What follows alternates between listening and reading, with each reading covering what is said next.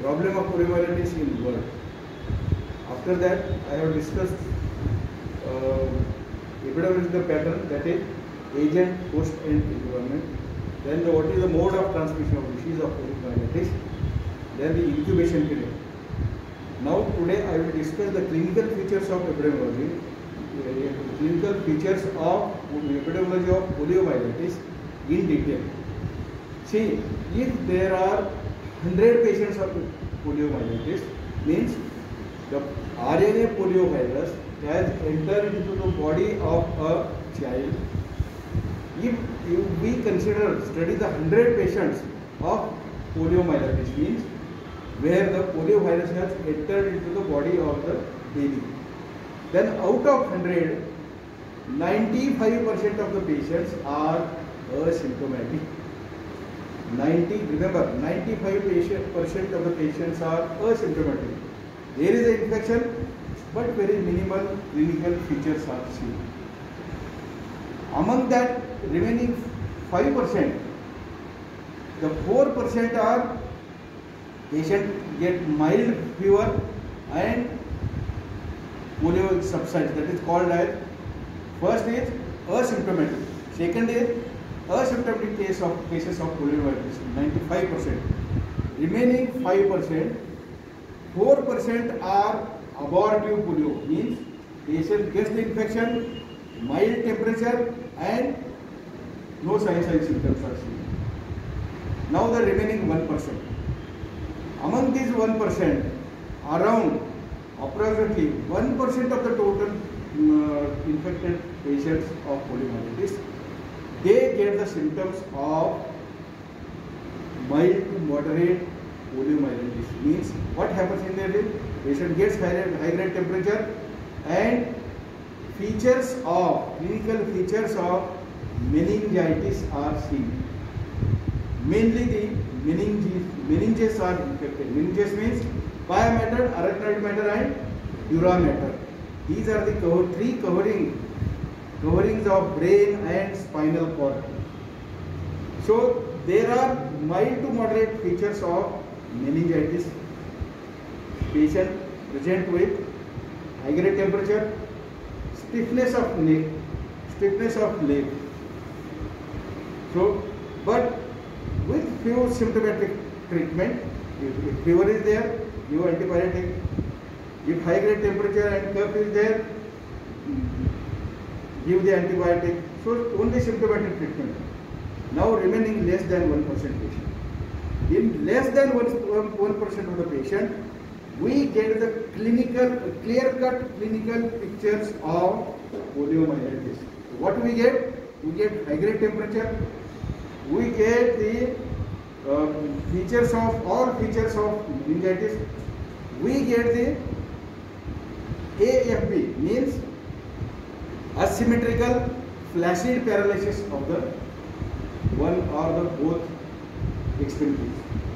Asymmetrical, one hand or one leg. Asymmetrical flaccid paralysis is seen in less than 1% of the babies who are infected with the poliovirus. Remember, it is very rare, but if not taken proper precaution means only two things. Number one is proper vaccination against the poliomyelitis. And number two is maintaining the hygiene in and around the house. Consume the well filtered virus-free water, because as it is a waterborne disease, only 3 types of modes of transmission of disease are seen. Droplet infection, number 1. Number 2 is when the infected water is consumed, means water containing the poliovirus. And third is if the patient is not properly immunized. So fecal-oral route, droplet infection and direct infection because of consumption of infected water. Infected water means water containing the poliovirus, because this poliovirus can survive in cold water at 4 to 6 degree temperature. So as far as possible, in small kids, avoid the ice cream. because in that 4 to 6 degree temperature, this polio virus remains alive. So this is about the clinical features. Remember, there is no specific treatment for poliomyelitis. Only the symptomatic treatment is there. High grade temperature, fever, antipyretic, paracetamol, dolo, syrup. If complications, treat the complication like meningitis. If cough, give the antibiotic. So these are better physiotherapy, because asymmetrical flaccid paralysis AFP takes 6 weeks to settle. Complete paralysis AFP is seen after 6 weeks. So if there is a mild weakness in the leg or upper extremity, give the proper physiotherapy. So there is no specific treatment, supportive treatment is there. There is one thing which I wanted to stress is, in previous old days, these polio patients were wearing the metal caliper, which is made up of metal, whose weight is around 3 to 5 kg. So small kid with metal caliper, walking with a metal caliper, because he has to carry the weight of that extra 3 to 5 kg. The latest caliper which has been available in the market are fiber caliper. The fiber caliper weight is only half kg, and equally effective. These fiber calipers are invented by late President Dr. Abdul Kalam, APJ Abdul Kalam. So we everybody know Abdul Kalam is as a missile man. Abdul Kalam is also known as caliper man. So this is asked in Mahava also. This is asked in question number 1. So caliper man is, as we know, the missile man APJ Abdul Kalam, he is also named as a caliper man. So this is all about the poliomyelitis. Now coming to the how to prevent the poliomyelitis. Prevention is very easy. Just I was narrating. Number 1 is maintaining the cleanliness in and sanitation in and around the house. Proper consumption of purified, well chlorinated water. Number 3 is proper immunization. Very simple thing, but still we get the polio if we don't follow this. Now immunization is very important. Everybody must have heard the word pulse polio. Pulse polio Pulse polio. Why this is called as pulse polio? Because this polio vaccination has to be done for 5 years. Even if previously we used to give only 3 doses. Now we don't follow that 3 doses. Minimum 5 doses has to be given at birth. 1, 2, 3, 4, 5. So 5 to 7. Few country advocates 7 doses also every year. So there are 2 types of vaccine available. Number 1 is IPV and OPV.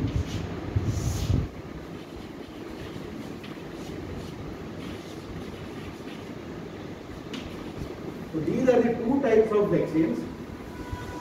IPV, or that is also called as Salk vaccine, and OPV is called as Sabin vaccine. So you must be able to know a detail about the immunization of poliovirus. So poliovirus vaccines are available in 2 forms. Killed vaccine, which is made up from the killed vaccine, killed viruses, that is called as this IPV, or a Salk vaccine contains killed poliovirus, while OPV or a Sabin vaccine contains live attenuated virus. We instill 2 drops of live poliovirus orally in the So what is the difference between this? This is killed vaccine, this is live vaccine. IPV is killed vaccine, OPV, oral polio vaccine, is a live attenuated vaccine. This contains live viruses. IPV is given intramuscular or subcutaneous. OPV is given route of administration, oral administration. IPV has got given only as it is a mode of administration of this IPV is subcutaneous of the intramuscular. This produces only systemic immunity. While OPV, as it is given orally, these live viruses, they enter into the small intestine, and where there are the Peyer's patches, it affects. It has got virus. Live virus has got special affinity, special love for Peyer's patches which are present into the small intestine. So they go and attack the Peyer's patches. What is Peyer's patches? It is a group of lymph nodes, nothing but a group of lymph nodes. So they multiply there and produces a local immunity as well as systemic immunity. IPV produces only systemic immunity. OPV produces both local immunity as well as systemic immunity. After giving the oral polio vaccine, baby should not consume hot water or food for half an hour. For half an hour, baby should not be given hot water or any food. So IPV is easy to manufacture. IPV has got longer shelf life. OPV it is a longer procedure for manufacture and shorter shelf life. Means shorter shelf life means its expiry date is less as compared to the IPV. But as the word is SAK, in Kannada SAK means stop there. This IPV is not at all given nowadays. What is given is OPV. It has proved better results as compared to the IPV. So IPV is not given. What is given regularly is OPV. For storage of OPV, 4 to 8 degree temperature is needed. For storage of OPV vaccine, 4 to 8 degree temperature is needed.